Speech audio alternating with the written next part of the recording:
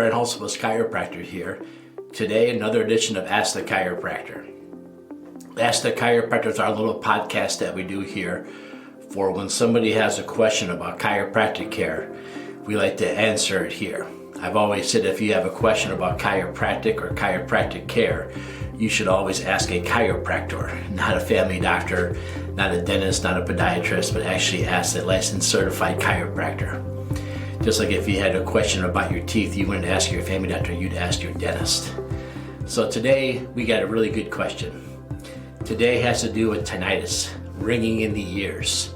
Has chiropractic been able to help somebody with ringing in the ears? And before I start talking about a symptom that people come to the chiropractor with, I want to clarify a little chiropractic, kind of how it works and what it does and what it doesn't do.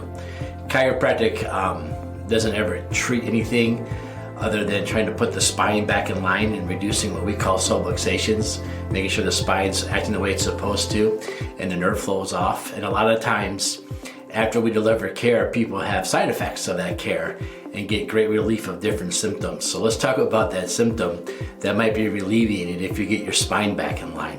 Ringing in the ears, tinnitus. So what happens is there's a couple different ways chiropractic can influence this. The first way is the second bone in your neck, the C2, otherwise called the axis, is a very unique bone. It has a little tree stump that sticks up on it, and the first bone wraps around it. And when you shake your head no, that's where you pivot and turn. Now this little tree stump that sticks up, what happens is there's another part inside your head, another bone, and other things in that area that as this rotates and turns, it puts pressure on that. And there's a bone inside your skull, and it kind of, I always thought personally, it looks like a giant hawk because it has a body in the middle, and it comes out real big on both sides. Now this bone can rotate left, right, front, or back. A lot of babies deal with this bone. It'll rotate forwards, and it'll block the tear ducts. And a lot of times when you have a little baby, you have to like massage their face, and you get all that junk out of their eyes. And as the child grows, the head grows, the bone falls back into place and the eye problem goes away. But that's typically what we see when we deal with babies. But I also want you to visualize this bone with me. It can shift left or shift right.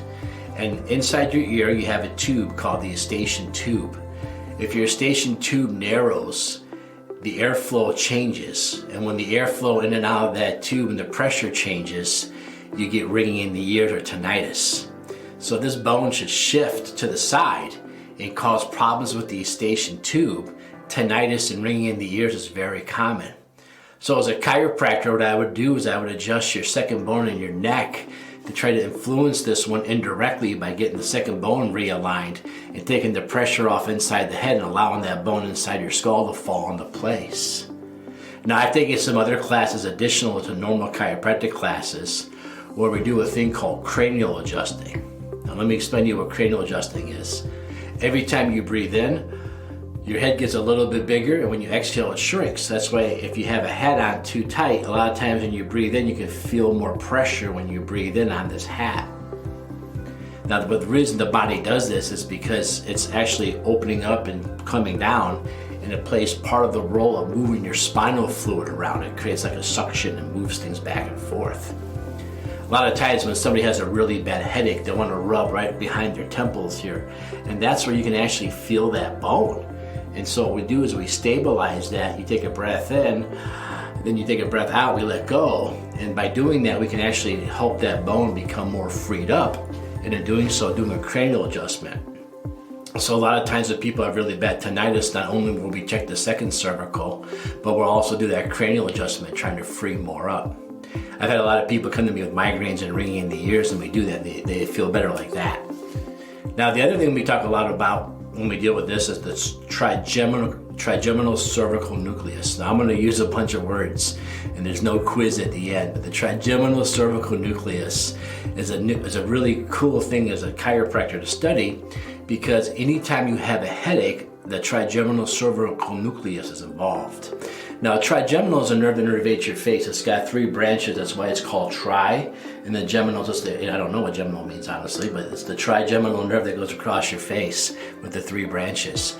And these 3 branches, that's Bell's palsy, is trigeminal nerve. A lot of times if you get a tooth worked on, you get a headache because you irritated your trigeminal nerve. So as a chiropractor, we're curious about the trigeminal nerve because part of the neurological input of it not only comes from the trigeminal nerve on your face, correct? But also from C1, 2, and 3, the top 3 bones in your neck. And as chiropractors, we definitely influence those. So if you have a problem in the top 3 bones of your neck on x-ray, especially the C2, right? That's up there right in the middle of those.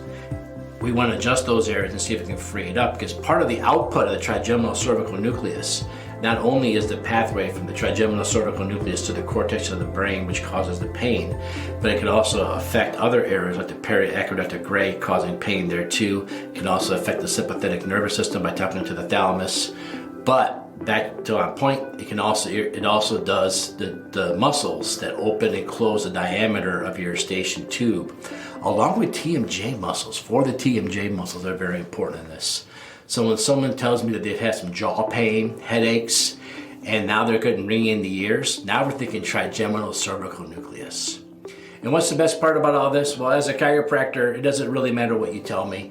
When you come to my office and you're a new patient, we're going to take x-rays of your cervical spine because we want to make sure it's safe to take care of you before we do anything else.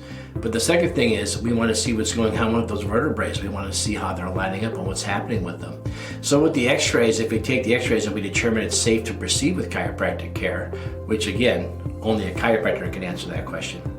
But once we know it's safe to proceed with the chiropractic care, we want to see if there's any major misalignments with those bones. And if we see a major misalignment with those bones, then I'm more optimistic that we might be able to help with the ringing of the ears. So these are the things that we see as a chiropractor, and then we think we can help you. Now, are there like 150 other reasons why people have ringing in the ears? Absolutely. Can chiropractic care take care of all these reasons? Absolutely not. That's why we have ear, nose, throat doctors, which we're also friends with. So if you're having an ENT problem, you need to go see an ENT. Luckily, because I work with the Rockford Ice Hogs, we have a team ENT I've become friends with, and I'm able to call over there and make the referral for you. But if we take your x-ray and we see those top 3 bones having issues, then we're optimistic we might be able to do something to help you. Again, we're not going to treat the tinnitus. We're going to get those 3 bones realigned. If we get those 3 bones realigned, maybe we'll take the biomechanical pressure off the tube. Maybe we'll help the nerves innervating the muscles around the tube feel better. Maybe we'll help the trigeminal cervical nucleus do better, which will help with the headaches, help with some of the stress, and maybe help those muscles relax and get the tube back open again.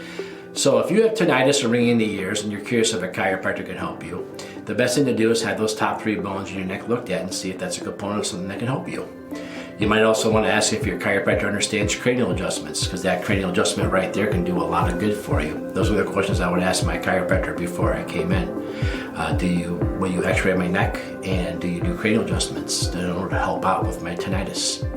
I would say if you started care for the chiropractor and 2 weeks goes by and there's absolutely no change in tinnitus, then probably, unfortunately, maybe you went to too many rock concerts as a kid and that's why you have it.